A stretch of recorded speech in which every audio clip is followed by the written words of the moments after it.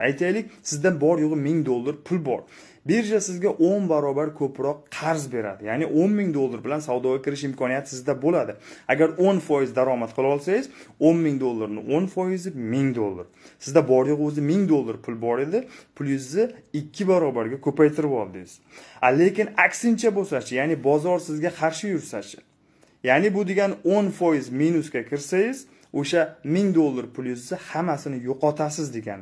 Birjalarning ko'pchiligi sizni shu tariqa qiziqtirib, sizga don sepib, oxirida pulingizni tortib oladi. Ushbu birjada 24 soat davomida jami $22 milliard ga teng kriptovalyutalar savdo qilingan va bularning aksariyati, ya'ni ko'pchiligi mana bu yerdagi futures, ya'ni derivative volume, futuresdagi savdo ob'yomga tegishli o'rtoqlar, ya'ni $18 milliard. Spot bo'limida esa bor yo'g'i $3,5 milliard savdo qilingan. Bu nimani bildiradi o'rtoqlar? Ko'pchilik futuresda savdo qiladi. Futuresda o'zini pulidan bir necha barobar ko'proq pul savdo qilib, pul yo'qotadigan bo'lsa, o'sha pul birja hisobiga o'tib ketadi. Bu pullar sizning pulingiz o'rtoqlar. Birja asosan shundan foyda ko'radi. Ko'pchilik tradingni chala o'rganib, sepilgan donni cho'qiyman deb birjani qopqoniga tushadi o'rtoqlar. Shu sabab men doim aytaman, sekin yurgan odam uzoqroqqa boradi.